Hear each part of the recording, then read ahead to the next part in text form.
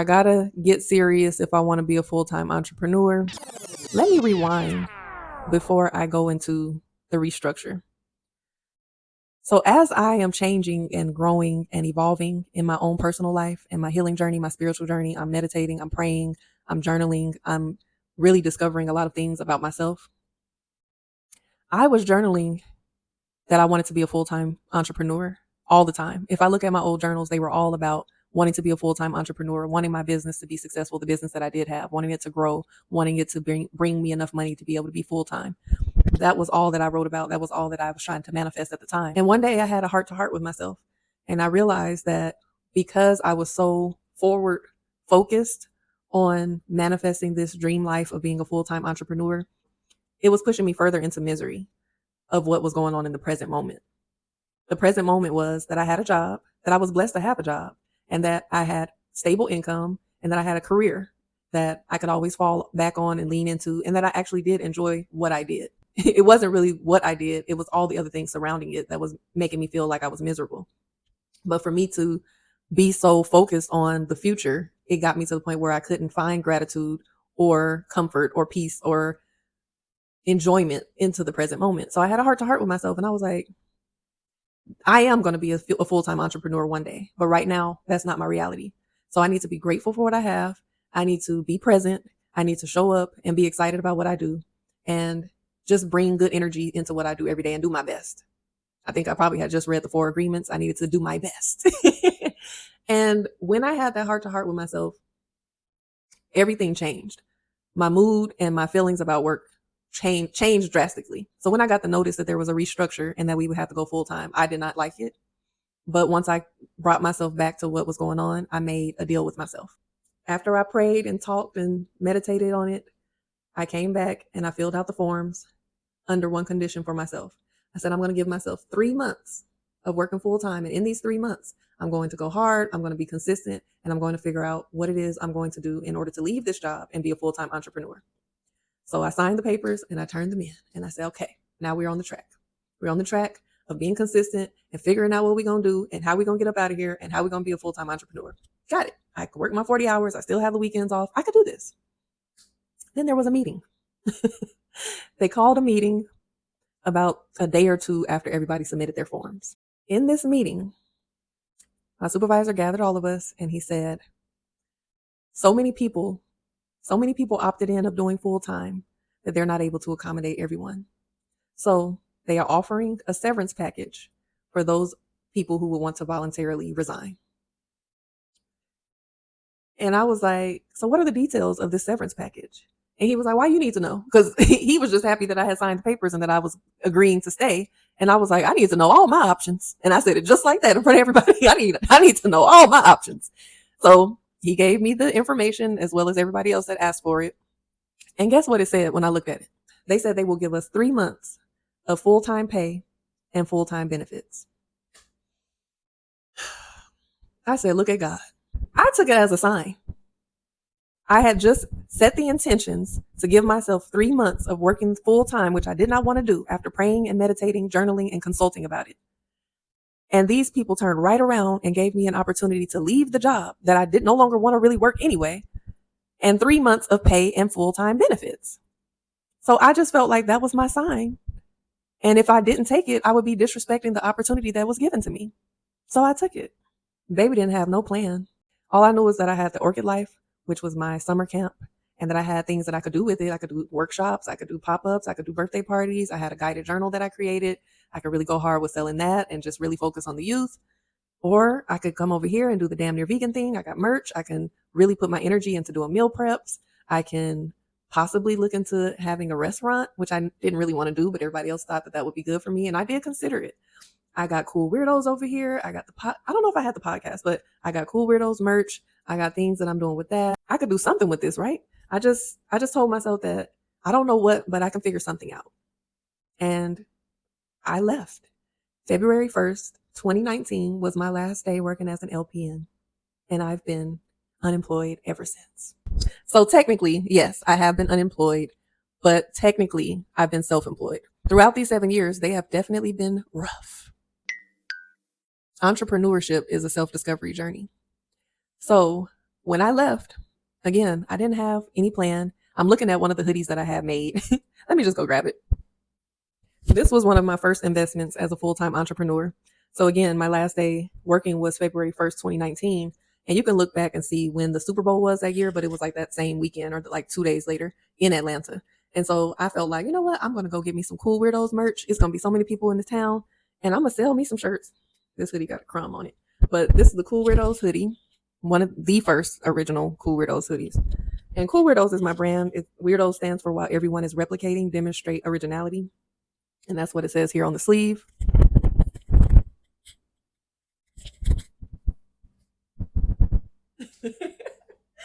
So I got a few, like 4 hoodies made and a whole bunch of t-shirts. And I just knew I was about to sell out of this Cool Weirdos merch because I just felt like people resonated with that. People in Atlanta, they're different, they're innovative, they march to the beat of their own drums. They're gonna get the brand. They're gonna want to buy the merch. And it's interesting because that day is so significant to like everybody that I was hanging around that during that time. So during that time, my cousin was in town on a contract job, my best friend, and my other homeboy. All 4 of us were just spending a lot of time with each other, and we were all having a significant moment during that day of February 1st, 2019. It was my last day as a nurse. Osha, what do you say about your freedom from any obligation in terms of your work? It hasn't quite hit me yet, but I have finally stepped out on faith, and I'm going to do what I need to do to become a full-time entrepreneur. I have left my job. I no longer work there. I am, a seasoned pediatric nurse. I have been in nursing field, in the medical field for about 13 years. I have been an LPN for 10 years, and I'm ready to give myself a chance to be dope at what I love to do.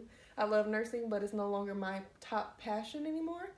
So I'm excited about my endeavors. So check out The Orchid Life, Damn Near Vegan, Cool Weirdos, Table Talk Thursdays, Travel Cozies, Millhouse Morale. I'm working with my little cousin, and Sweet Tea's Inspirations, and the April and Jamerson Foundation with the Senior Unity Fest and the Love in It Fashion Show, and everything else everyone around me in my circle has coming up.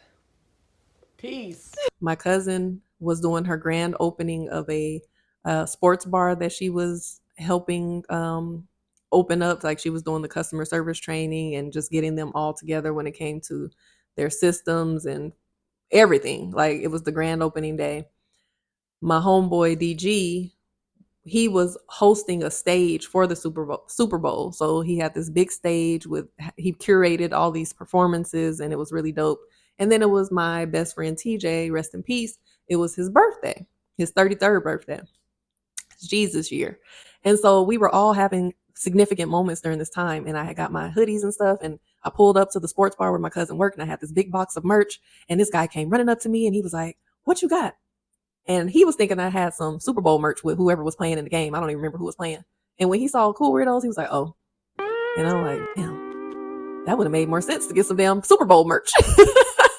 So that was my first little entrepreneur fail as a full-time entrepreneur. Around that time, like months, I would say from September 2018 is when I started my locks. And from that time through, sometime in 2019, like I was always around these 3 people. It was the 4 of us just meeting up. We were all creatives. We were all like really trying to figure out what we wanted to do, how we were going to execute certain things, how we could collaborate, how we could support each other individually. And we would just hang out. We would just have a good time. And it was like an inner child healing experience because we almost was acting like we was back in our teenage years again. Like we would be meeting up late at night, recording songs, doing videos. We were just in our creative flow. And that felt more aligned to me at that time than being in a building. And I know everybody doesn't resonate with this because you have to be responsible. We have to adult. We have to take care of ourselves. And having a job for most people, that's the way we do it. And so I know I'm sounding real free spirited and hippie-ish right now, but that's just in my nature. And so at that moment, that's what my spirit needed. I needed to feel free. I needed to be in my creative flow. I needed to think. I needed to be outside of the matrix of working every day for somebody. And that's what I chose to do. I had this plan that the 3 months was going to be me really putting my foot on the gas and getting things in order and figuring things out. But honestly, I was just living. I was just being free and just finally being able to breathe. I have been working since I was 16 years old. I think there was like one break that I had between 16 and 17, 18. That was like, had my first job at 16, and then I probably didn't work again until I was 18. But since then, I had been working, and I was tired and I wanted to breathe. And I had been on my own since I was 18. I got married early, but I was the breadwinner. So it was a relief. It was a time for me to just breathe and just be and just flow. And I really took advantage of it. I did not do what I said I was going to do. I was just enjoying the 3 months of being able to have the freedom to take care of my responsibilities and not have to work. I'm sure you've guessed it that after those 3 months were up and the money ran out and the benefits were no longer, I'm back at square one. Now I don't have a job to fall back on, and I still don't have a damn plan. So guess what I did? I got my ass in the car and I started doing Uber Eats again because I'm like, I know I could do that. I've done that before when I was a nurse. So here we go. We on the good foot. We doing our gig work, and that put a motor in my back as far as like, okay, you really got to figure out what you're gonna do. So again, this is 2019. It was probably like by the end of the summer, early fall, where I started doing Uber Eats. And I was doing that. I was making my goal of how much money I would need to make every day. And in the meantime, I was still trying to figure things out. So they ended up canceling my account. They gave me 3 fraudulent reasons of why they canceled my Uber Eats account. And I was on a roll again. Like I had figured out my route. I figured out the time that I like to work. I got my goal every time I worked. I was enjoying it actually. And they told me that I wasn't starting my routes on time. They were saying that my food was missing. And I'm like, I'm vegan. I don't even eat most of the stuff that's in this. And the bags are closed. What are you talking about? And then the third one was that I was canceling too many deliveries. And I've never canceled without calling customer service first to get approval to cancel for reasons like people sending me to the wrong address. Like I had somebody order for me and they were in Vegas and they accidentally put it to a Georgia address, things like that. So I really felt like it was bogus. I went down to the main office and everything. They were like, we just can't uncancel your account. It's not allowing us to. But these fools allowed me to still drive for them. So they wouldn't let me deliver food, but they would let me pick up people. Does that make sense to you? It don't make sense to me either. So I started doing Uber. I didn't really like DoorDash or the other food delivery apps. I just didn't get them. I didn't feel like I was getting the amount of money that I needed to get on the other apps. So I just started doing Uber. And I was doing that and still, spending my evenings or my days trying to figure out what in the world I was going to do for stability. And the pandemic happened. I was doing Uber all through the winter and it was about to be spring. We're getting close to that March 15th date. And I remember the energy shifting. Like I remember hearing about what was going on. I'm not really a news watcher. I get my news on the internet. So I don't like to consume myself with too much bad news, but I like to stay informed. So I heard about the coronavirus in China and overseas, and I heard about it making its way to America, but I didn't know it was as serious as it was. I just know that the energy shifted. Like everything looked different. I remember getting called down to the college campus and seeing all the kids like literally running out frantically with their suitcases. It seemed like it was Armageddon or something. This woman came to my car and she was masked up and she had gloves on and she just had all this PPE on and she was like, can I spray the handle? And I'm like, if that makes you feel better. She sprayed the door handle with Lysol. And I'm like, damn, what's really going on? And then I had this guy get in the car one day. He was like, well, what are your thoughts on this whole virus thing? And I'm like, oh, just keep your mind on wellness. I was super zenned out at that point. I'm like, keep your mind on wellness. Do what you got to do to maintain your health and you'll be okay. And so I remember going to get the car washed on March 14th. And I think March 15th is when they issued the quarantine. And I told my mom, like, wow, so this is more serious than I was thinking it was. So I guess we'll just quarantine for a few days and then we'll see what happens. And that few days was was the change that we all experienced. And here I was with no job, no ability to do gig work because yes, I could have got out there and did it. Because of certain reasons, it was high risk for me to be exposing my household to that virus. So I wasn't able to get out there like that. So not only did I not work, my business is not really bringing in any money at this point. I also can't get out and do gig work. What is I'm going to do? There was about a month or so where I actually had no income coming in. And fortunately, they were like, being forgiving with bills and the rent and things like that. But I was not making any money, auntie. I was trying to figure it out. But then, of course, that's when I didn't get no PPP loans, but I did qualify for unemployment. So that kicked in maybe like a month and a half, 2 months into the pandemic. And I finally had a little sense of relief to be able to figure things out for myself. So I had to pivot. This was the first year that I decided, okay, I'm going to do my summer camp as I've been doing since 2012, but it's got to be different because we're in the middle of a global pandemic. So I created my first virtual workshop. So that was the year I invested in a coach. I had a business coach, and I had to figure out what is it that I'm going to be offering. So right before the pandemic happened, I forgot about this. Right before the pandemic happened, I had been planning to launch a holistic body care business. I had body butters, bath teas, oils, bath salts, yoni oil. I had made a decision. I wanted to open up a yoni steam spa. I had it all planned out. I was going to have holistic products. It was going to be a yoni steam spa. And then I was going to be able to have a space in this building where I can teach my youth program and have workshops. So I finally made a decision, and I went and figured out how I needed to get a license. And I found a space, another 3 months thing. I found a space where he was offering the first 3 months for free in a commercial space. But then when I told him what I wanted to do, he wasn't getting the vision. He didn't see it. And he was like, "You're trying to do all of these things in one building?" Because I had this whole vision, and he didn't see it. But it's interesting because maybe less than a year later, someone else ended up in that same building with the same concept that I was saying I wanted to do, minus the yoni steam spa, but it was like a wellness spa that had other elements that wasn't just focused on one thing. It was like a multifaceted spa. I digress. I went to the county and got the paperwork that I needed to be able to have this space, and I was looking into possibly getting a business loan and like really putting this plan into action. And then the pandemic happened. So I wanted to make sure I reminded myself that I did have a business plan while I was doing the Ubering, and then the pandemic happened. So I did start selling the products, the body butters and oils and salts, for most of 2019 and probably through 2021. But I quickly realized that it wasn't as much of a passion as I thought it was, because I love doing it like just from love, but making a big production out of it. And that's why I say every gift is not necessarily to be monetized. So I enjoyed making the homemade products, but the production and the business behind having a holistic body care business was more than I could have handled as a one woman operation at that time with what I had. So it was something that I did sporadically, but it wasn't working out as a full-time idea.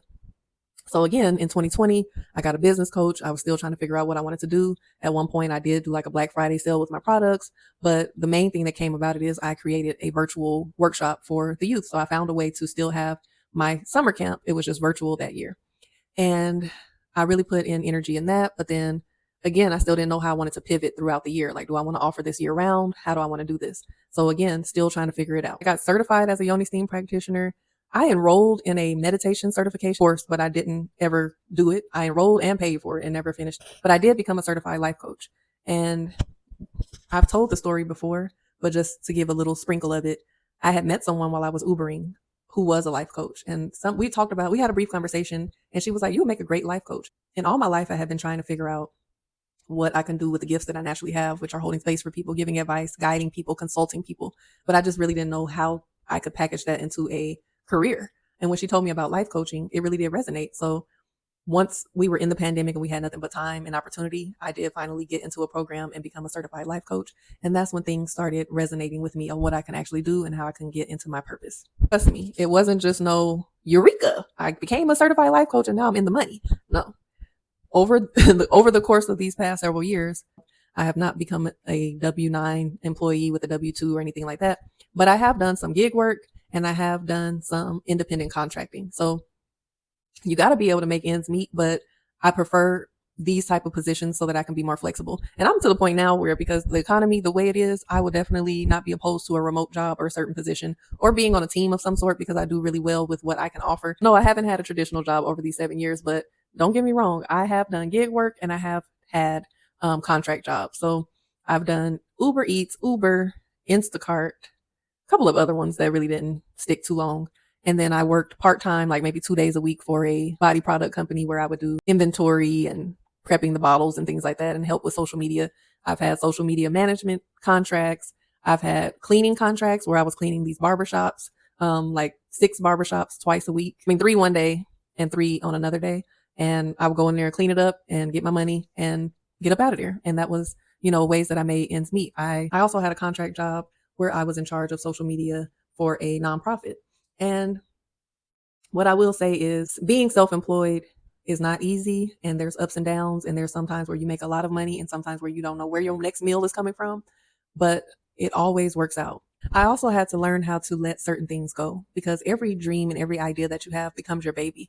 I want to do my youth program. I want to make vegan content. I want to have merch. I want to do my products. I want to be a Yoni Steam practitioner. I want to own a spa. I want to do workshops. I want to do all these things. And then you realize that some of your gifts are for you and some are to share and some are to monetize.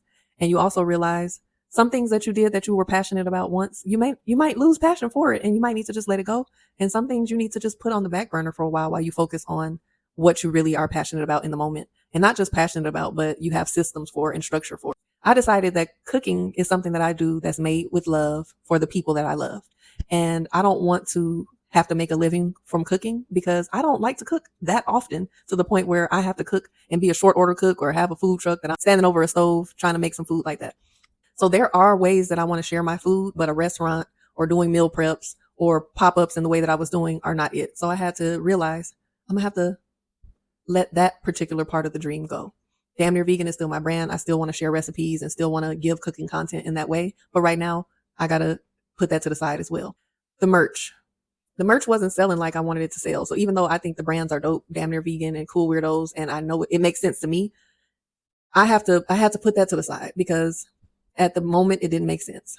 With my youth program, I was still trying to maintain working with the youth as well as being a life coach for adults. And although I know I can do both, it was a lot to try to figure out how to promote both because my content for adults is not child friendly. And even though my content for children are for the parents, some parents, if you see my page and my page is, I'm talking about adult conversations, sex, relationships, and life and love. And I'm also sharing lifestyle vlogs and things like that. You might not understand what it is, what my mission and purpose is for the youth. Even though I had a separate youth page, people will find their way to my other page. And it was just a lot to try to balance the marketing for both. So I made the decision I'm never going to stop pouring into the youth and working with the youth. So that's always going to be a baby that I'm going to come back to. But I realized that I need to focus on my coaching business and the things that I'm doing for adults because that's where I'm at right now. And then once that becomes successful and stable, then I'll be able to pour into my youth programs and possibly make it into a nonprofit or do some other things with it in the future. So sometimes you have to prioritize, eliminate, let things go, realize certain things are just a passion project. Some things are for your family and loved ones, and some things are just for you. It took a long time, but I figured out how to package what it is that I do and what I offer. And the Dream Doula is totally me, supporting people with birthing their vision to life when it comes to life, love, and business. And you can look at my services and see what I help with. But when it comes to life, that's the life coaching, the healing journey, any support that you need in that aspect. The love part, intentional dating. I do curated events that are for singles. I have a matchmaking database. And then for business, I'm all about the content strategies, content creation, social media management, ebook, web design, all of those things. So, and of course, helping you find your purpose and how to utilize and monetize your gifts. So it finally makes sense to me. And I'm here to make it make sense to you as well. But the proof is in the pudding. I know what I do, and I've helped so many people along this journey. And I'm so thankful and grateful that I finally figured out who I am personally and professionally. I know it's easy to say like hindsight is 2020 and it would have been best for me to keep my job and stay in my career and use that to fund my business. And yes, that does make sense. And I would advise people that do have a stable career and want to be a full-time entrepreneur to utilize that time to the best of your abilities. While you have stability, while you have money coming in every 2 weeks or every month or however you get paid, like you do your 9 to 5 and then you do your 5 to 9 by pouring into your business while you have that stability. Everybody's not built to do it in the way that I did, but I can say that about myself too. Like I should have, could have, would have done it this way. But knowing even the example that I gave you, when I had the opportunity to do the 3 months of locking in and getting it done, I didn't do it. My journey wasn't written that way. My journey was to take the leap, even though I didn't have a freaking parachute or a plan. I just took the leap and somehow I got caught before I hit the ground. And some days I hit the ground a little rough because I'm still falling. I still ain't got the damn parachute yet. I've learned so much on this journey. And I honestly wouldn't change the way I did it because I wouldn't have the skills or the knowledge or the wisdom that I have now. And now I can share that with other people. I can help people create a plan and they don't have to do what I did. Everything that I've done in my life has been for me to learn a particular lesson and for me to figure it out so that I can share it with other people. And that's what I do. Like me embodying who I am now, the Dream Doula, supporting people with their life, love, and business. I don't just freaking talk about this. Like I do this, and everything that I offer is something that I have personally gone through, overcome, or figured out. And I didn't just get my skills from a textbook. I didn't just get my skills from a school or institution. I got it from the school of real life, from the school of hard knocks. Okay. And I'm really passionate about this. So when you hear me say that I'm the Dream Doula supporting you with birthing your vision into life, I had a natural birth, baby, no epidural when it comes to this life, when it comes to the things that I'm doing, when it comes to leaving a job, when it comes to healing from heartbreak, when it comes to becoming the first vegan in your family, when it comes to being one of the first entrepreneurs in your generation, all of these things that I've done, I didn't have a Dream Doula to hold my hand or walk me through it or support me or give me the blueprint or tell me what to watch out for or how to navigate. But you do. You do. You do. You got me. So I hope you enjoyed this story time. I know I've been rambling. I hope it all made sense. I left some things out. Some of the things will be in my book. I just wanted to let you know that everybody's journey looks different. If you are in a position where you're working, but your desire is to be a full-time entrepreneur, you're not crazy. You're not lazy. You're not wrong for having those feelings. And don't let nobody shame you or make you feel like this is how it goes and this is how it always has to be. But I will encourage you to do it in a way that allows you to have stability, allows you to have a clear plan. And even when you do have the stability in the plan, there may be ups and downs, but if you do it in a particular way, it'll be a lot easier than the journey that I've had to take, because I'm still not exactly where I want to be, but I feel how close I am. And now I have clarity, and now I have structure, and now I have systems in place, and I see the results of my hard work. I see the results of this full journey that I've taken so far. And we often talk about the destination and the goal. Like, we all want to be wealthy, want to be having six-figure, not even just six-figure years, but six-figure months, and making all this money and being able to travel and do what we want to do in this life and give back and take care of our family and all of these things. When I get there, it's going to be beautiful. It's going to be rewarding. It's going to be worth it.